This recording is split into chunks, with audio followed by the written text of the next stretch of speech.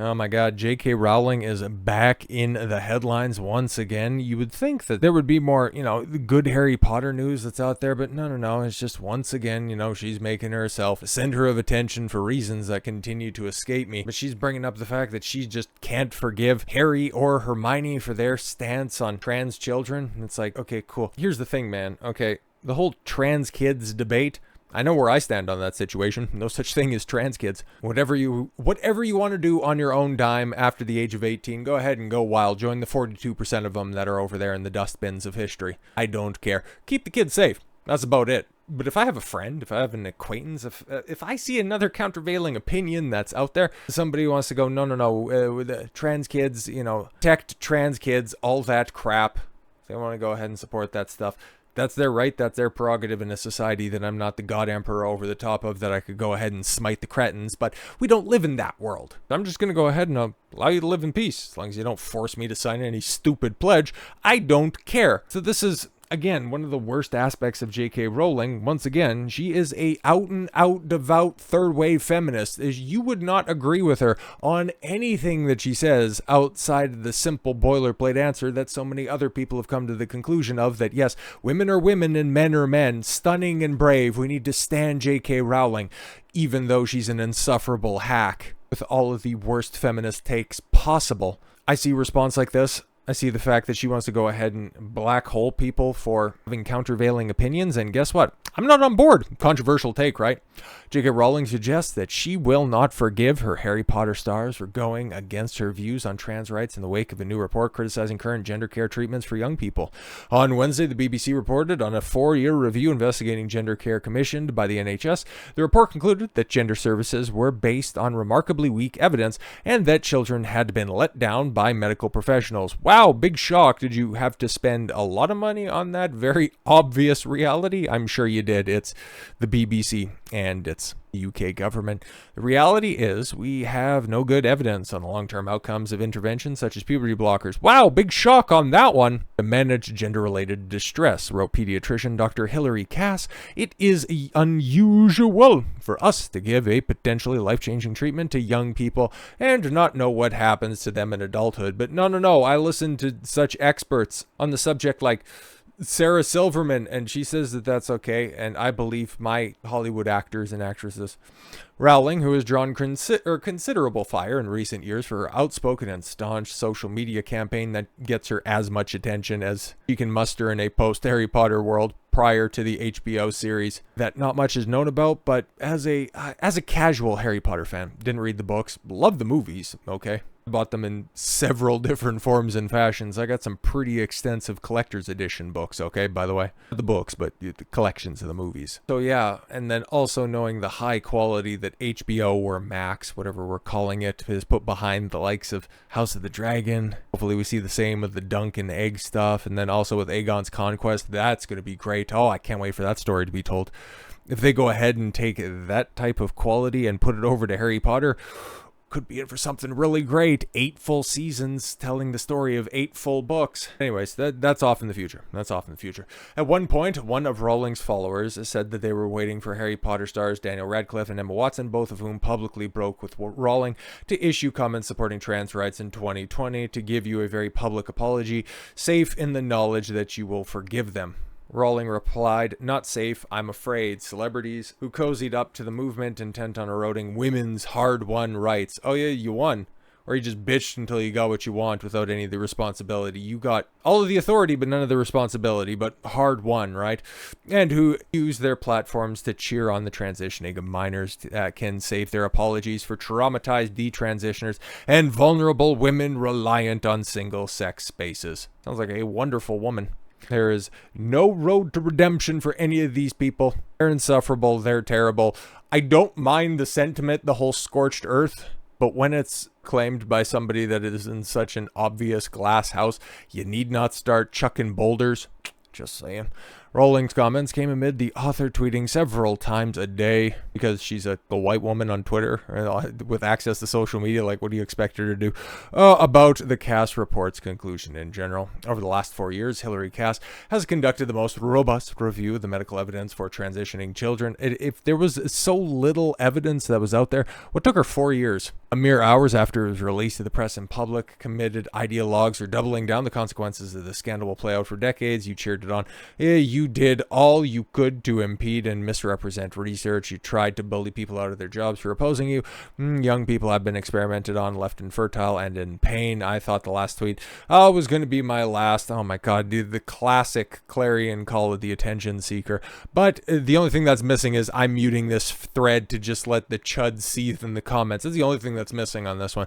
But I just burst into tears. The Cass review may be a watershed moment. See, she's trying to elicit more sympathy. I just burst into tears, guys. I'm so emotional. I just want to burn down anybody who might have slighted me in the past by breaking ranks with me. Because, yeah, I don't need to hear the rest of her drivel. I'm just wondering, it's like, okay, like Emma Watson has been quite an ideologue. She's gone to the UN preaching the tenets of feminism, which I'm sure JK Rowling was more than appreciative and more than applauding on back in the day. But I don't really know what Daniel Radcliffe had to say about this. Maybe it is just inherently anti-JK Rowling, because that would be the only reason that you'd go ahead and distance yourself from somebody. If you have a political disagreement, which, let's be honest, that's what this is, not trying to diminish it, just trying to properly characterize it, as long as he didn't contribute to any of her personal pains, try to actively take her down from anything that she created for herself. I don't really know if he deserves that kind of treatment, but maybe I'm out of the loop on this. I see, yes, in 2020, Radcliffe replied to a Rowling tweet about the issue, transgender women are women. Any statement to the contrary erases the identity and dignity of transgender people, and goes against all advice given by professional healthcare associations who have far more expertise on the subject matter than either Joe or I. According to the Trevor Project, oh yes, they're in shambles right now. We've talked about them before just being an ideological echo chamber driven by bad science, which has now been refuted by the obvious lack of science that's out there. 78% of transgender and non-binary youth reported being the subject of discrimination due to their gender identity. It's clear that we need to do more to support transgender and non-binary people, not invalidate their identities and cause them further harm. Yeah, okay, that looks like a 2020 actor statement. He's just citing data that's been provided to him, so critically analyzing it, which, yeah, you can go ahead and put points against him, but that's not, we need to cancel JK Rowling. Needs to be held accountable for her obvious transphobia. It's just, in my opinion, an idiotic statement, but there's nothing inherently above board with that. Like, okay. Watson, I'd imagine that this one's probably going to be a little bit more snarky. Trans people are who they say they are and deserve to live their lives without being constantly questioned or told they aren't who they say they are. I want my trans followers to know. Yeah, see, this is all about her, where you had Harry Potter actually come out and go, actually, you know, here are the stats that we have available. I don't know if you just follow the science on this one, which, you know, they were all too willing to push on that one. If you want to hold something against somebody, which, JK Rowling might have to look in the mirror in that one and go, yeah, you know, I'm normally her body, her choice, unless it comes to, you know, certain forced medical practices, then all of a sudden, you know, I just go ahead and give up my principles. But we don't need to maintain consistency with any of this stuff, right? But yes, here's the much more solipsistic approach. I want my trans followers to know that I and so many other people around the world see you, respect you, and love you for who you are. As cringy as that statement is, I don't really know if those on the face of them deserve to be completely and totally scorched from existence over. Now, of course, she reserves the right to associate or not associate with whoever she wants. I'm one of those weirdos that think that free speech and freedom of expression and association is absolute. So no, I'm not going to tell these people to you all have to get in a room together and you all have to, you know, you made some books, they acted in some films. One has a career, the other one has a bunch of cats. It is what it is. While I don't at all like Rowling or actually anybody's stance in this situation, I think that they're all completely messed up in one way or another. This is the one where I think we could probably get together on the same page and wonder what the hell is going on with this situation. What is JK Rowling is a what? Okay. And why is it trending? It's been trending for a minute, okay, for the past couple of days. And well, there's a lot more of a concrete conclusion and a lot more right from wrong to be discerned from this situation.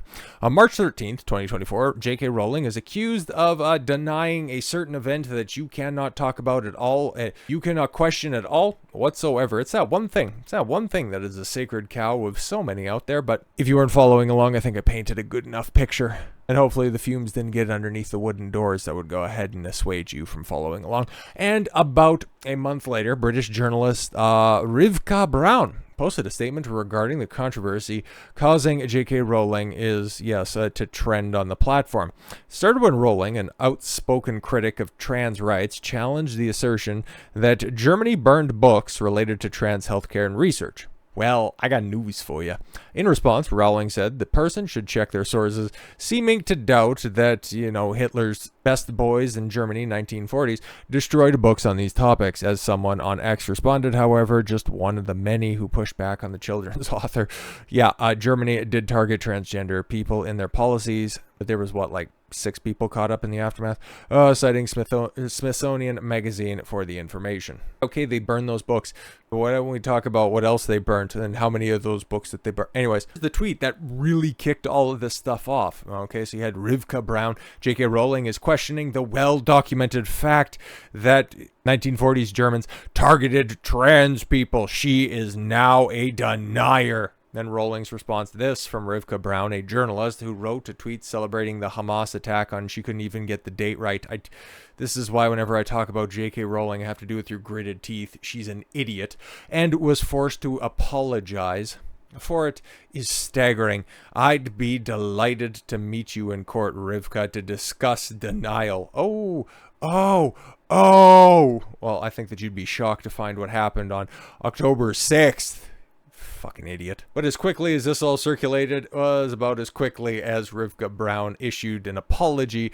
On March 13th, I tweeted that JK Rowling is, yes, a denier. The allegation was false and offensive. I have deleted it and apologized to JK Rowling, mostly because she didn't want to have to feel the breath of a multi-millionaire's legal session over the next few years. So she just decided, it's probably the best thing to do to just go ahead and issue the apology, because I'm sure JK, as often as she's out there on social media, that tweet got pretty good numbers, but this retraction, this is one of those incredibly rare instances where if you were arguing with a woman, they would go ahead and cite as not just a simple exception to the rule, but the rule itself, where you have the retraction being actually more popular than the original post. So JK Rowling, no, she's not a denier. Not very bright, but she's also not a denier. So that's why she has been trending. That's why she continues to trend, as you can see over there in the What's Happening, right underneath some superfluous hockey game. And right above Courtney Love, did she finally decide to decorate the other half of the garage roof? I sure hope so. That talentless bitch can go ahead and join her husband. Then again, now we can all stop talking about talentless people.